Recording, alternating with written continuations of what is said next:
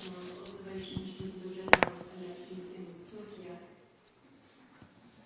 You're very welcome to those of you who come in person as well as those who are joining us online. In such numbers. Up here on the podium, we have here's a delegation from the OSCE Parliamentary Assembly, from the Parliamentary Assembly of the Council of Europe, and from the OSCE Office for Democratic Institutions and Human Rights. We'll begin with some brief statements from the podium, and there should then be plenty of time for your questions. I first give the floor to Michael Georg-Link, who is Special Coordinator and leader of the short-term OSCE Observer Mission. The floor is yours. Thank you very much, dear Katja. Ladies and gentlemen, welcome. Thank you very much for joining our press conference. We do it together here, and we will have a couple of remarks, as Katja said, by all of us. And let me begin by thanking you for all this press conference, not only joining it, but also following the whole development and, of course, following these two important elections which we witnessed yesterday. It is always for us an honor to be here in this wonderful and hospitable country where we are not observing elections for the first time, but therefore, because it's so tragic, please allow me to start by expressing our condolences on the tragic loss of life, where so many lives have been lost, that occurred following the earthquakes earlier this year. This certainly makes this observation a special one. We are here in full conscience of the losses the Turkish people had suffered, and that this is not an easy situation. All of us observers were so impressed by the overwhelming turnout in these elections that occurred following the earthquakes earlier this year. This certainly makes this observation a special one. We are here in full conscience of the losses the Turkish people had suffered, and that this is not an easy situation. All of us observers were so impressed by the overwhelming turnout in these elections. In this centenary year of the Turkish Republic, the Turkish people have clearly demonstrated their commitment and their willingness to having the decisive say in the future of this country. Now let me come to the conclusions, to the main conclusions, which we will share with you today. A more complete statement, as you know, will be available and published immediately after our statements. And therefore, let me summarize from my view the most important points. In the general elections held in the wake of the devastating earthquakes, voters had a choice between genuine political alternatives, and voter participation was high. But the incumbent and the ruling parties enjoyed an unjustified advantage, including through biased media coverage. So there were genuine political alternatives, but limited by an unlevel playing field. In addition to this, the continued restrictions on fundamental freedoms of assembly, association and expression hindered the participation of some opposition politicians and parties, civil society and independent media in the election process. Nonetheless, we found that the campaign itself was competitive and largely free for most contestants, but was characterized by intense polarization and marred by harsh rhetoric, instances of misuse of administrative resources, and the pressure and intimidation faced by especially one opposition party. The election administration technically managed the elections efficiently, but there was a lack of transparency and communication, as well as concern over its independence. Measures designed to facilitate registration and voting for earthquake-affected citizens were limited, placing an additional burden on these voters to exercise their voting rights. Election day was generally well organized and assessed positively by our observers. However, instances of deficient implementation of certain procedures, particularly during voting and counting, were noted.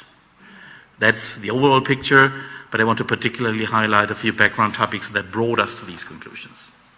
It's important that, and an important background information, that in practice, freedom of assembly, association and expression are restricted by legislation, and that the independence of the judiciary remains a concern. While we note positively that the long-standing recommendation to lower the parliamentary threshold was addressed, many other important recommendations remain unaddressed. Turning to the political scene, yes, the technical registration of candidates, the technical registration was managed inclusively, but still party dissolution proceedings against the second largest opposition party impeded its participation, and the criminal prosecution of some prominent opposition politicians may also have hindered their candidacy. Such sort of politically motivated interference in the electoral process is not in line with international commitments made by Turkey, for example, in the OSCE or under the European Convention of Human Rights. This applied also to some very prominent individuals, including the mayor of Istanbul, Mr. Imamoglu, and former HDP co-chair Demirtas. All in all, let me sum up that in a spirit of friendship and deep affection to the Turkish people and to this country, we were observing and we were trying to do to the best of our abilities our observation. In summing up, let me say these were competitive but still limited elections, as the criminalization of some political forces, including the detention of several opposition politicians, prevented full political pluralism and impeded some individuals' rights to run in elections. That is why we said political interference in the electoral process is not in line with Turkey's international commitments, and that is what we measure, whether commitments are being respected and the law is being respected. For the preliminary results we have seen, this election is not over. We will continue to observe also the second round of the presidential election and look forward to releasing further conclusions at that time. Thank you very much. And back over to Katja. Thank you very much. We now move on to Frank Schwabe, who heads the delegation from PACE. Thank you very much, Igulea. Good afternoon. So I refer to the text as well, but in addition, I would like to say that we were here as a Council of Europe with 39 members for the short-term election observation. I would like to thank the OSCE ODIHR for the very good cooperation, because at the end we are in a way depending on the professionality of this organization. So I have to inform you that we were invited by the authorities of this country due to the situation that Turkey is under monitoring in the Parliamentary Assembly of the Council of Europe. We are prepared for sure as well for a possible second round, but we were here already for a pre-electoral mission, 2 days, and we had the opportunity to had a lot of interlocutors from all over the society, the governmental parties, the opposition parties, civil societies, and so on and so on. And we had the opportunity to meet the Central Electoral Council, what unfortunately was this time not possible. So the country have a lot of democratic challenges for sure, and we have a lot of statements in our organization, the Council of Europe, referring to this.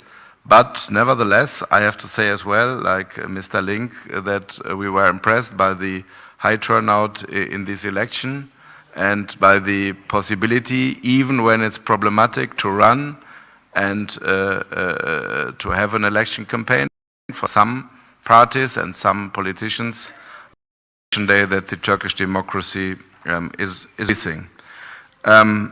So I would say the Turkish democracy is proving to be amazingly resilient. This shows the high turnout in the election, but Turkey does not fulfill the basic principles of a democratic election for sure as well. Central political and social actors are in prison. Against judgments of the European Court of Human Rights, media freedom is severely restricted, and there's a climate of self-censorship.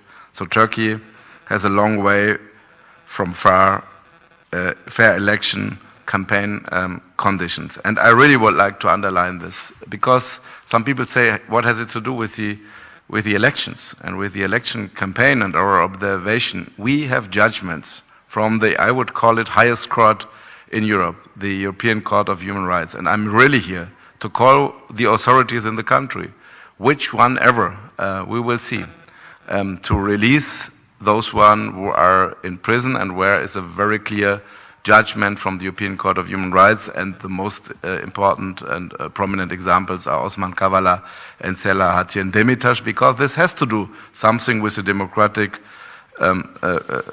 constitution and the situation in the country. I have also to remind the Turkish government on the recommendations of the Venice Commission and Greco and other bodies of the Council of Europe. We spoke already about the question of media and impression, and when I switch on TRT, maybe you are here, I have really an impression that the current president was very much seen in TV, and we had a lot of talks.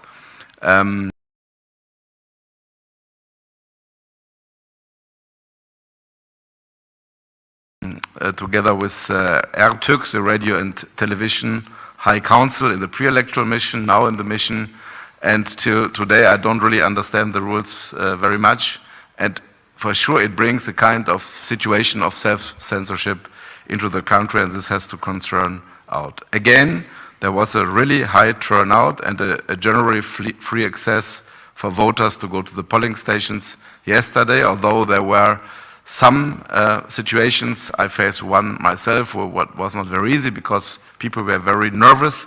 And this was my assessment, but anyhow it was possible to vote. We have restrictions for sure, very much for the HDP and for some politicians. We have to mention it, and we mention it in several reports of the Council of Europe. What was a matter of concern was really the situation yesterday evening and in the night, where it was not really clear how the situation was going on and what was really happening. I think it's more clear today. And really this, I have to ask the Supreme Electoral Council, who have a very special mandate in this country, to be as much as transparent as possible, because I think with much more transparency it would be able to prevent such a situation. Again, thank you very much. Thank you very much for having us here in this situation. We try to do our job, our mandate, impartial as possible, and thank you very much for the good cooperation here. Many thanks. We now move on to Farah Karimi, who heads the delegation from the OSCE PA. Thank you, Katja, and thank you all for joining us, especially after a long election day and night. So I want to express my deep appreciation to my colleagues, Special Coordinator Michael Link, Head of PACE Delegation Frank Schwabe, and and also Ambassador Jan Peterson for their excellent cooperation throughout our election observation mission. My name is Farah Karimi, and I am a senator in the regime. I want to highlight that our teams were warmly welcomed across the country, not just in Ankara, but also in regions like Istanbul, Izmir, Van, and Diyarbakir. And personally, I had the privilege of observing the process in Jankaya and El-Madaq. And I extend my sincere gratitude to everyone for their warm hospitality. Unfortunately, I must address the regrettable decision by the Turkish government to deny accreditations to 2 parliamentarians from Sweden and Denmark. While we respect a country's right to control access to polling stations, it is important that the invitation to our assembly to observe elections does not influence the composition of the observation missions. This decision, based on the parliamentarians' public opinion, is particularly disheartening. Ladies and gentlemen, I want to echo the statements made by my colleagues, Mr. Link and Mr. Schwabe, in emphasizing that despite the availability of political alternatives for Turkish people, these elections have seen unfair advantages enjoyed by the incumbent president and ruling parties. We are yet to know the final results, but in the event of a second presidential round, we will pay close attention to ensuring a level playing field in our observations. Throughout our mission, we closely monitored every step of the election day process, from the opening of polling stations to the voting and counting. The polling stations we visited had a remarkable voter turnout, showing the strong democratic spirit of the Turkish people. I commend the dedication of everyone involved, including poll workers and civil society. It is crucial to address the significant underrepresentation of women in Turkish politics.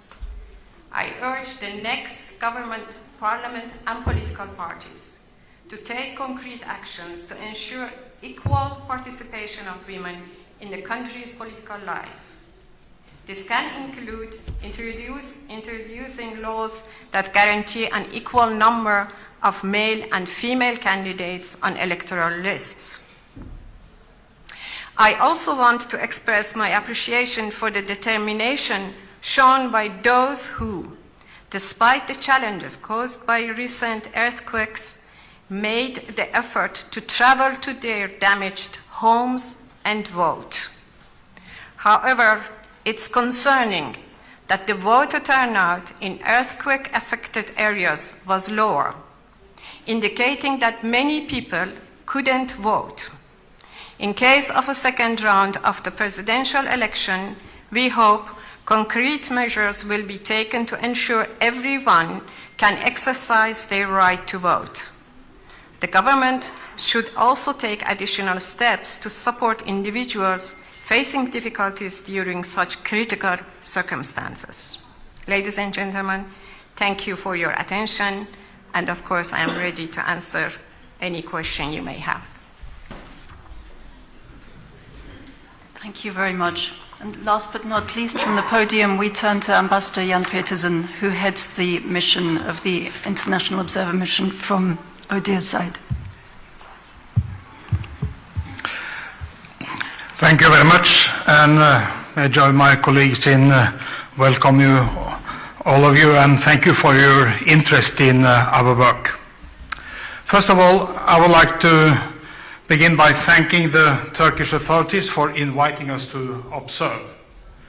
And I'd also like to thank our partners in the International Election Observation Mission from the OSCE Parliamentary Assembly as well as the Parliamentary Assembly of the Council of Europe for their excellent cooperation, and especially our coordinator, Mr. Ling. Before I go into our findings in more detail, I'd like to emphasize the fact that I and a team of election experts have been in Turkey since late March, with 28 long-term observers arriving just a week later to observe around the country.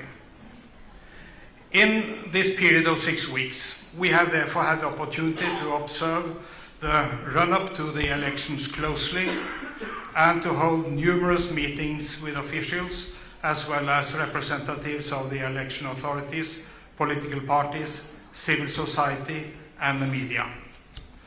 Further, 213 short-term observers joined us last week, enabling us to make a comprehensive statistical assessment of the voting process on the election day. Allow me then to go into a few key points in more detail.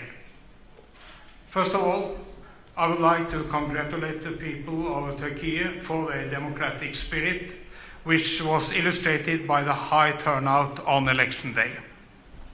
Voters had a choice to make between genuine political alternatives, and the campaign period was mostly peaceful, with most candidates campaigning freely.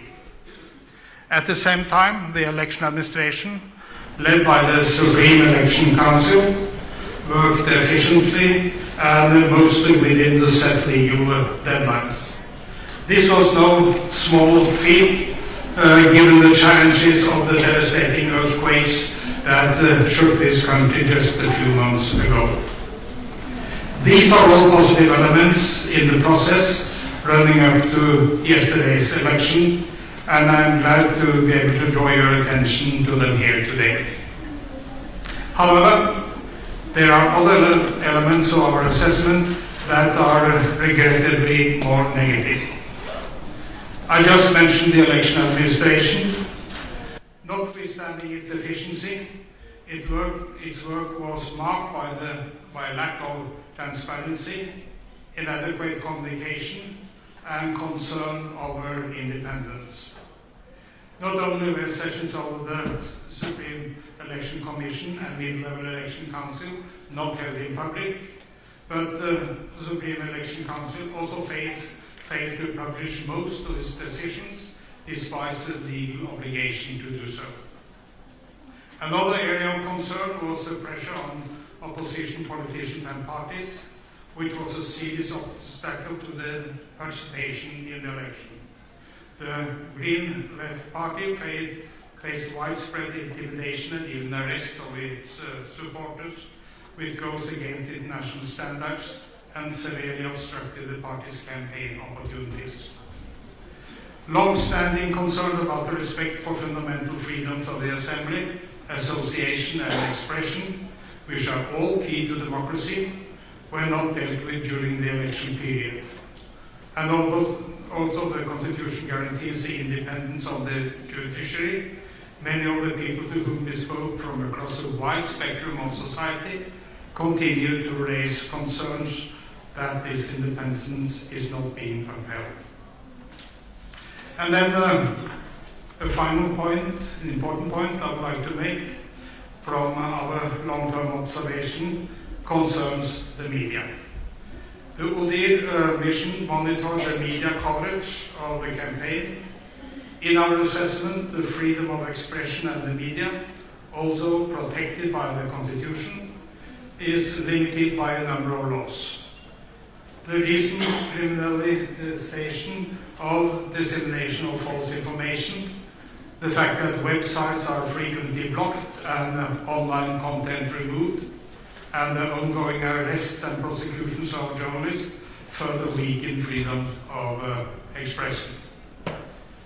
Unfortunately, we also noted that the public broadcaster clearly favored the ruling parties and their candidates during the campaign, despite its constitutional obligation to remain impartial. The majority of private national TV channels were monitored as part of our observation, were also clearly biased towards the ruling parties in their coverage. I'd like to make a final point on the election day itself. Voting day was mostly peaceful, although there were a number of incidents in and around polling stations.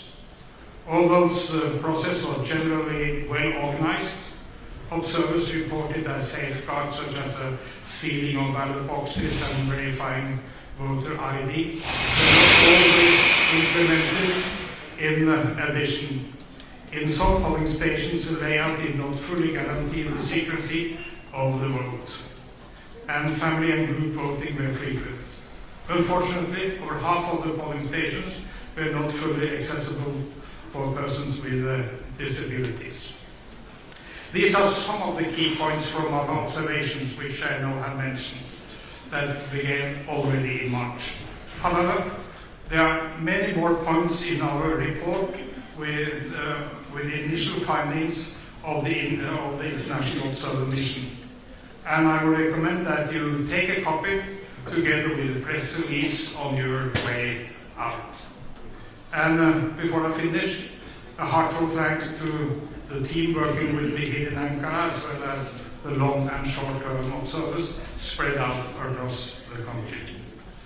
And thank you again for coming, and I as well ready to answer your questions. Thank you. And immediately we come to the questions, but after having heard all this, it's my duty and my privilege to thank Ambassador Peterson and his whole team, including all the experts from ODIHR, because we could not do, as parliamentarians, coming in, going out, our job without the professionals who do this observation, issue, methodology, exercise in so many places all over the OSCE area and the Council of Europe area, and therefore thanks to all of them. You will see and read a lot about what they have gathered in terms of extremely important information in the report, which has been recently announced by Ambassador Peterson. So thanks, dear Ambassador, to you, to your team, and to the whole team of ODIHR. Thank you. Many thanks. There's time now for questions. I would just like to emphasize that while you're all welcome here today, this is a press conference and we will only be taking questions from the media. I'd therefore be grateful if you could begin by introducing yourself and your media outlet before asking your question. We'd also have simultaneous translation, and so if you'd like, you are welcome to put your questions in English or in Turkish. The lady here, black t-shirt. From the back, or just raise my voice? Thank you, in the back.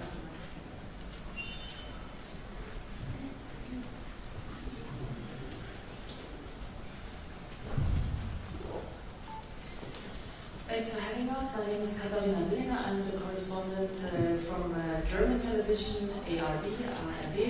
My question is, there have been accusations by the main opposition party, CHP, regarding, for example, in the polling stations where Kemal Kılıçdaroğlu was ahead, there have been people from the AK party asking to count again. What do you know about this? And secondly, there have been accusations, for example, made by Sinan Oğan, one of the candidates, who's saying when it comes to the votes of the Turkish people living abroad, he has information about manipulation. You can answer these two questions. Whoever wants one of the answers, I would like to have from Mr. Schwab, if possible. The other question, whoever has information. Thank you very much.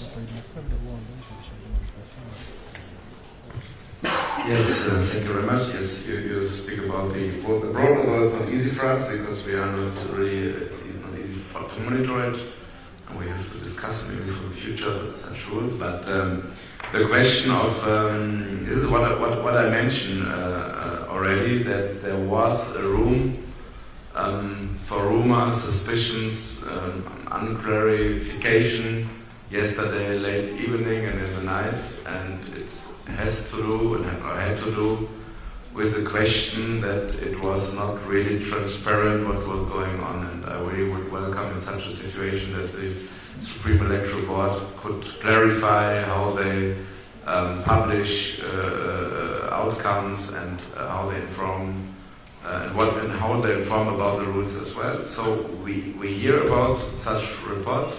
You could read it in social media. We had teams who were witnesses as well, and there were witnesses in some polling stations where there was a question to recount again and again and again, although the outcome was 100% clear.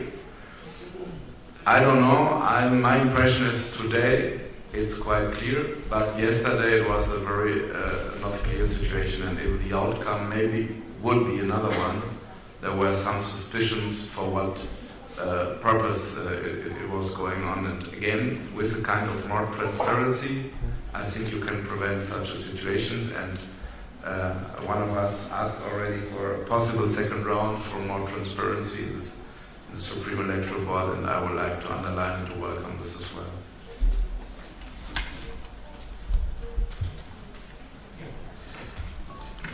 If I just could answer anyway, as by way of starting, we have of course observers in many of the polling stations, and even if we can give, and if there are different kind of reports back, the important thing is what is a general impression of what has happened, and our general impression is that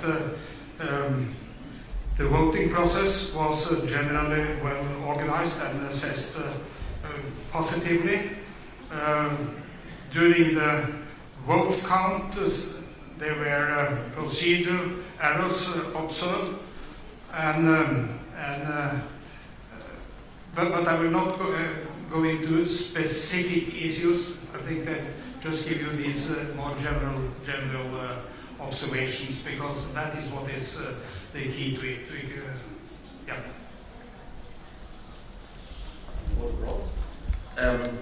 The vote abroad, I was myself, together with colleagues, at that very place where, in this conference center, giant one, you know it better than I do, where all the votes, the ballots from abroad, are being counted or have been and are being counted.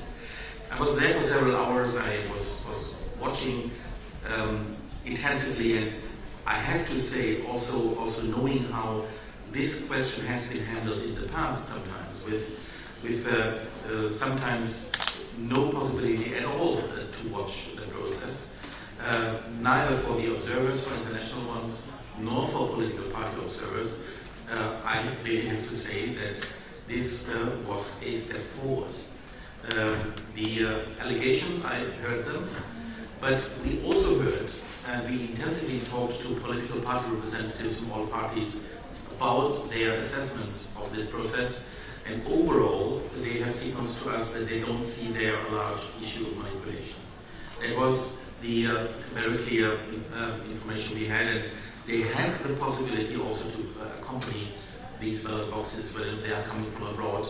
So I see there in this part, I see a clear progress in the right direction. Nevertheless, this is a process that still can be improved, but I don't see a lot of room for manipulation there. And honestly, the process of counting there, I saw hundreds of party representatives of different parties, including, of course, CHP and Green Left Party in the center there. So I think that is a step forward. But let's see this certainly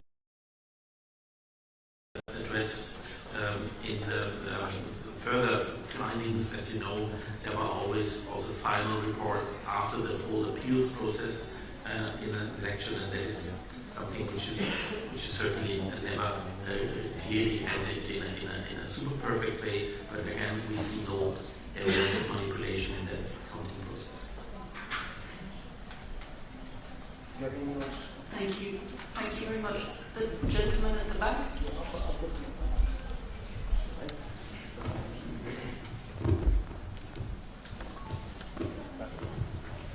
Thank you, Eileen from German news agency DPA. You also mentioned a relatively low turnout in the quake-hit provinces.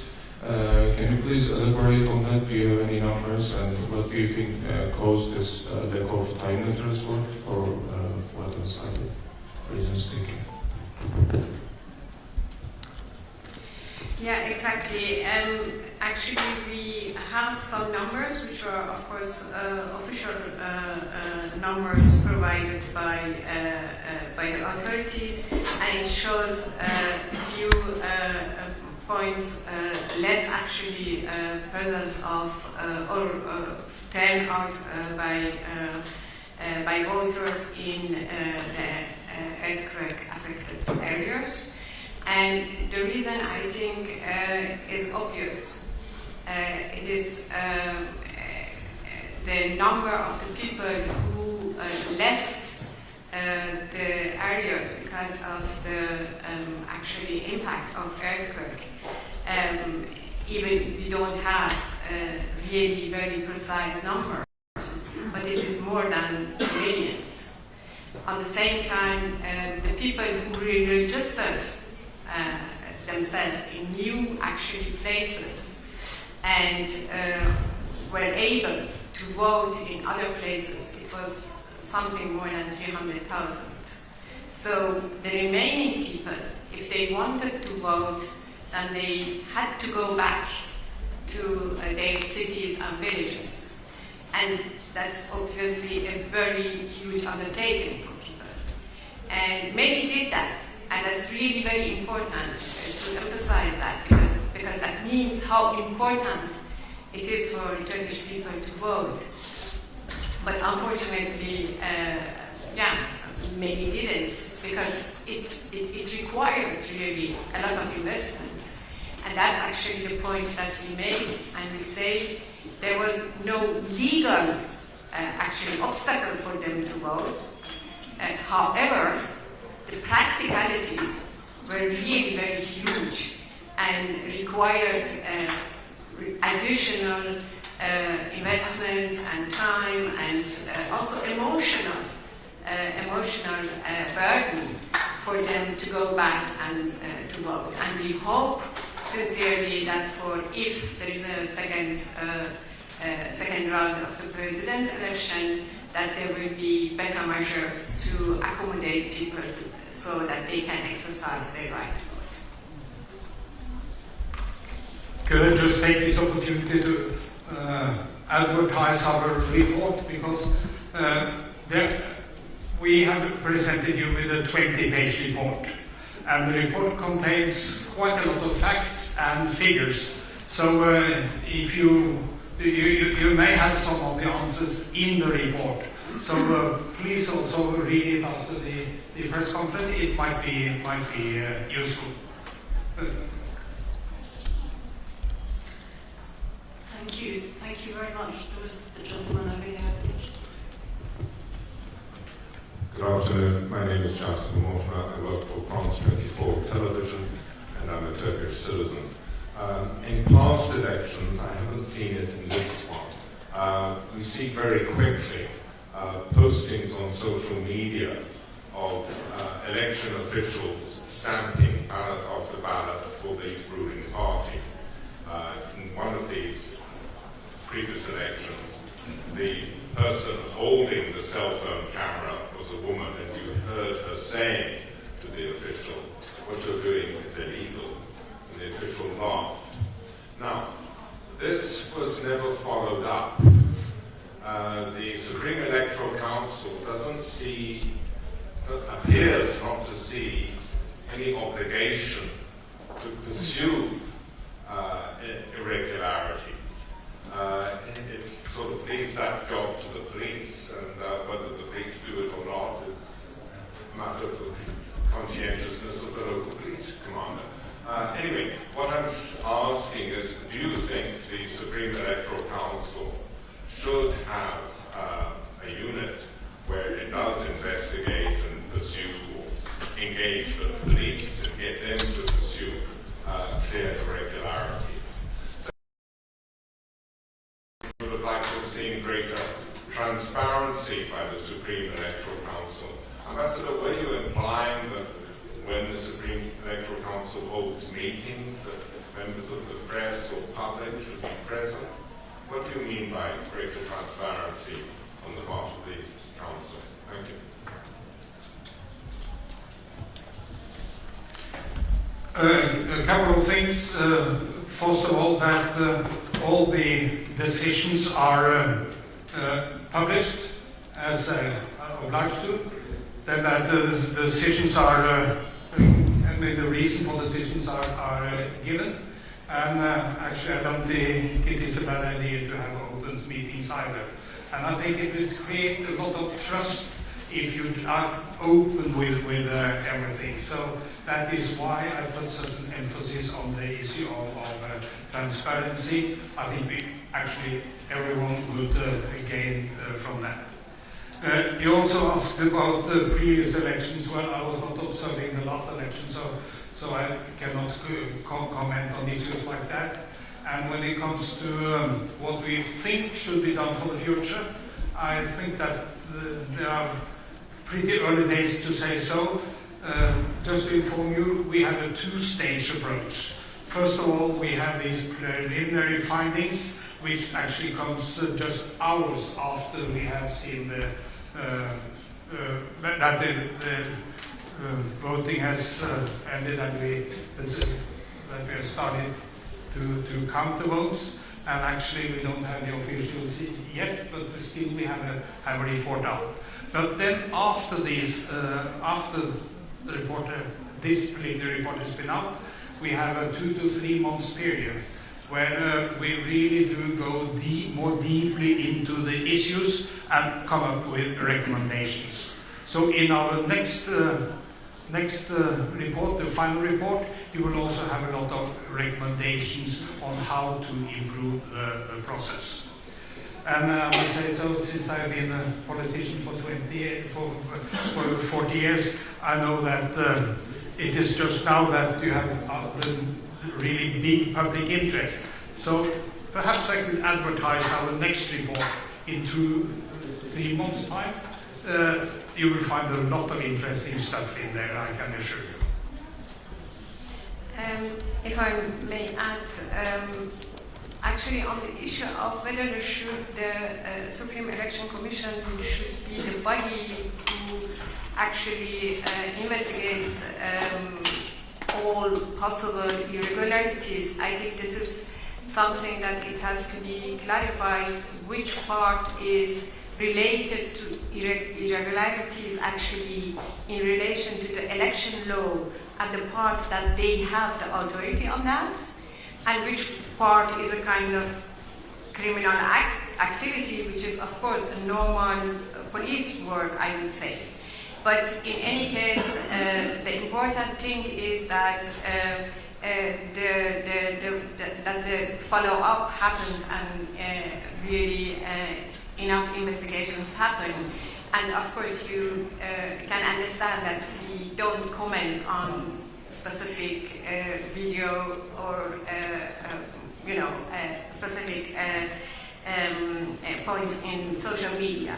But what we heard from interlocutors and from our observation, we know that the fake news and also this very polarized language, inflammatory language, has been part of the problem during the campaigns. So, but this is, I think, something that in Turkish politics really should be a debate on that and a decision how to proceed. On the transparency, I would say we ourselves, we had really a huge interest meeting Supreme Election Commission. We invited also them to actually come and visit us and have a conversation with us and explain us the process, because they are the highest body, execution body, but also judiciary, with judiciary authorities actually in the election process. So a very, very, very important body in this country. Unfortunately, they didn't make themselves available to meet us. Let me be a very neutral in the way that I say.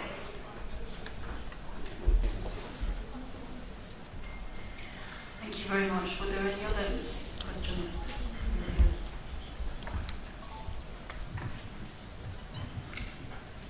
Thank you so much. My name is Burçin Gerçek. I'm working for AFP News Agency. I would have two questions. I couldn't really understand your answer to my colleague's question on recounting. Do you see the recounting, because the opposition considered the recounting again and again as a way of blocking, as a way of delaying the results? I couldn't really understand if you were considering this as not really having an impact or not. And my second question, Mr. Schwab said, if I noted well, Turkey has a long way from fair election campaign conditions. Is this also what you would say on overall the election process? Because you said some negative points and positive points, but you didn't say anything on overall the election process. Thank you. Starting with the last one, no, in our mandate is always to look into the conditions of an electoral procedure and the environment, and to understand the situation in the country. And OSCE have it as well, but the Council of Europe has a lot of different bodies to look into the situation of Turkey, and we don't come just in the country and say a little bit, but we have a lot of reports, and we based on these reports, and you have to to look into the situation, you have to look at the election procedures on the election day. And as we describe it, it was in a way a quite good working election procedure with some problems here and there, but overall for a country like Turkey, where I would describe the environment for democratic elections as difficult and challenging, it's interesting that it's possible to hold on such an election with such a high turnout and really with possibility to change something and to vote on something on election day is very interesting. But the democratic environment, for sure, is difficult, and we spoke about it. I don't want to say everything again, and there are some preconditions for democratic elections, and we don't see them really enough in this country. This is what I said about this, or what I mean about this. The question of recounting, you can discuss, because recounting for sure is in the rules, it's in the law. You can ask for recounting, but recounting is in a way, I think the meaning of recounting is the right of, let's say, a minority or wherever to check again if there is a right decision and is a right counting. But if you have an impression that the purpose is something else, to maybe delay the figures in the evening, then I would say it's not used in the right way. This is what I saw the whole evening. I was looking into myself at the polling stations. We had colleagues in our team from the Council of Europe who reported about this, that for no reason there was counting and counting again. But finally, let's say from the perspective of today, I would say, since all the opposition parties accept the outcome in a way of this election, it's nothing we have to discuss due to this election very much. But for sure, if it comes to a second round, we need a kind of, let's say, clarification how to deal with such a situation. And again, the concerns were a little bit, or had a little bit to do something with what we discussed about the transparency of the election procedure and how the Supreme Electoral Court is working. So I really ask and urge the Supreme Electoral Court to be as transparent as possible, to even prevent, there should not be any suspicion, but they should prevent that it could seem as not impartial enough, and there is just one thing to do so, it's transparency. Maybe you refer to my answer when you said that it was not quite clear, and to be frank, I really don't blame you for that. When I was answering, I just had to double check whether we had anything in our report on it, but actually it has not been, it is not part of our report, something which we have dealt with, so I need simply to study this a little bit more if I should give you a reasonable answer to your question. I hope you understand that there were quite a lot of elements to consider during the very few hours we had at our disposal, but as I said, this has not been reported back to us, and the overall impression is that there were some irregularities, some problems with the counting, but not beyond that.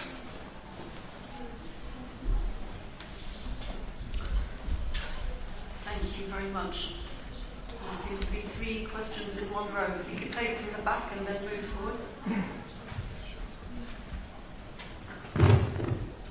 Merhabalar, Uludağ Medya Grubu Ankara temsilcisi Şevket Erkin. 2 bölümden oluşan bir sorun olacak. Öncelikle şunu sormak istiyorum. Ön raporunuzda iktidar açısından avantaj ve muhalefet açısından dezavantaj oluşturabilecek ve çoğunluğu propaganda sürecine ilişkin tespitleriniz var. Fakat seçim günü tam olarak gözlem heyetinizin ne yaşadığına dair çok fazla elimizde veri yok. Örneğin daha önceden planlayıp fakat giremediğiniz oy verme merkezi var mı? Oy verme sürecini ve sonuçları etkileyebilecek düzeyde bir ihlal tespitiniz var mı? Somut olarak bizimle paylaşabileceğiniz. İkinci bölümde ise şunu sormak istiyorum. İhlaller, kolluk kuvvetlerinin ve mülki idarenin sürece katılımı noktasında Türkiye'nin Kürt seçmenin yoğunluklu yaşadığı Doğu ve Güneydoğu bölgesiyle batısını kıyasladığınızda bir farklılık görebiliyor musunuz? Aynı zamanda bu soru şu açıdan da sormak istiyorum. Sizin gözlemleriniz Türkiye'nin batısında rahat çalışabildiği gibi örneğin Diyarbakır'da, Van'da, Hakkari'de ya da başka bir bölgede de aynı rahatlıkta, aynı rutin çalışmayı yürütebiliyor mu? Teşekkür ederim.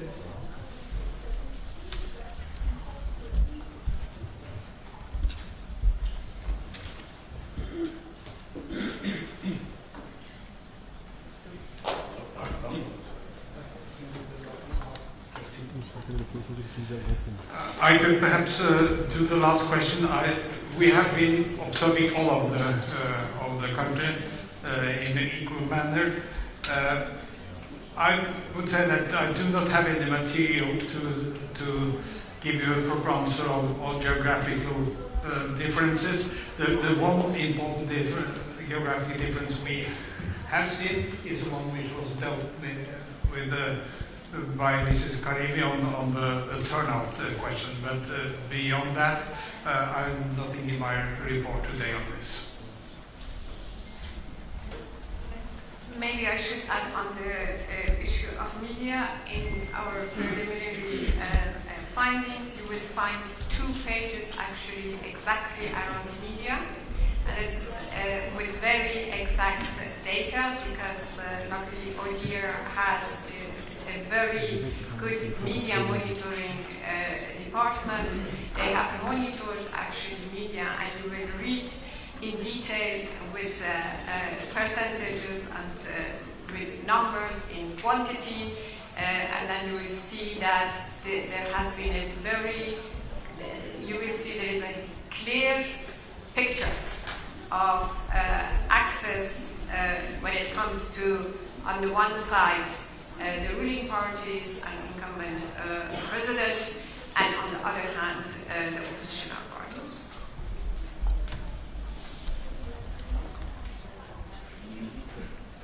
Thank you very much. The gentleman in the t-shirt.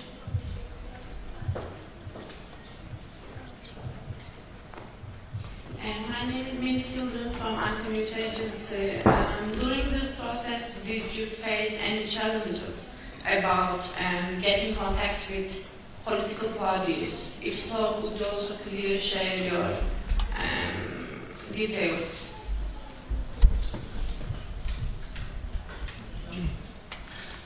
Well, perhaps I should start on this because we had, as I said, 6 weeks at our disposal. So we have been in touch with many interlocutors, parties, NGOs, government agencies, media. So we have covered quite a lot.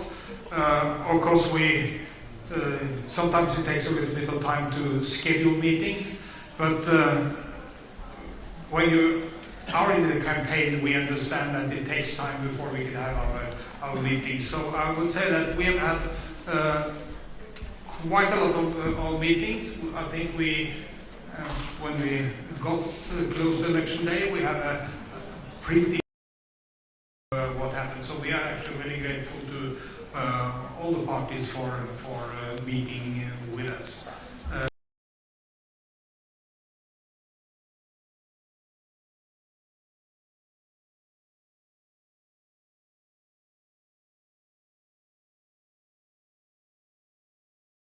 So I just record this as one of the positive elements of our 6 weeks up to now.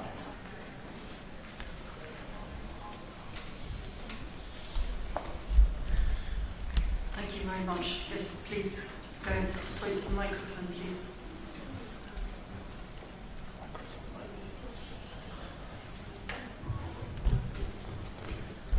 Thank you. Jürgen English, Hungary, Alex.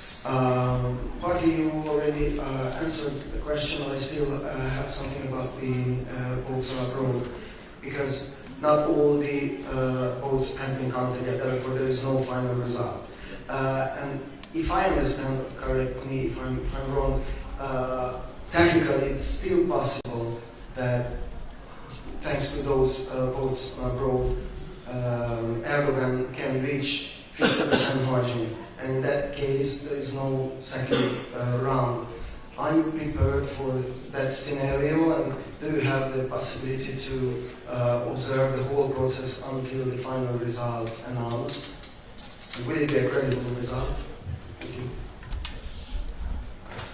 Ambassador, you can add please, but I will clearly say some minutes ago the SEC announced the second round officially with the intermediate results, and of course, but you can say that better, of course our team stays here, and of course the job is not done, it continues. Well, actually, just to echo what Mr. Lee said, that of course we are prepared to observe the second round as well. So, and of course this has been one of the main questions for a long time. So this is actually not a new development. We are flexible.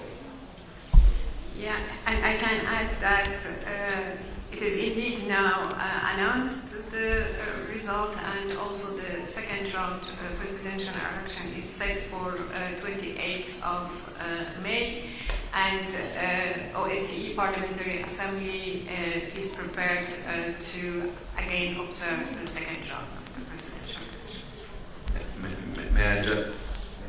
May I just add to say that for sure we are very important as international observation missions, but as you know, we can just be in some parts of the country, and it's very, very, not just to see how high the turnout was in this election, but to see how many young people were prepared to be observers into the country, just to care and to fight and to deal with the democracy in this country, from which party ever. We saw totally different representatives from parties, from civil society, and finally they are the ones who make sure that the integrity of the election procedures are respected.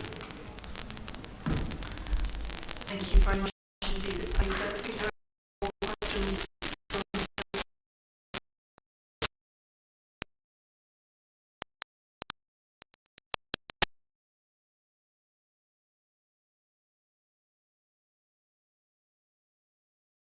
Are respected. Thank you very much indeed. I don't think there are any more questions from the floor, so I'll check to see whether there's anything that's come in over Zoom. I see no questions from Zoom, so if there are no further questions, thank you very much indeed. I would echo the words of my colleagues. The report in both language versions as well as the press release are outside on the table. You can pick them up as you go out, and they are also available on ODIHR's website. Thank you very much for your interest.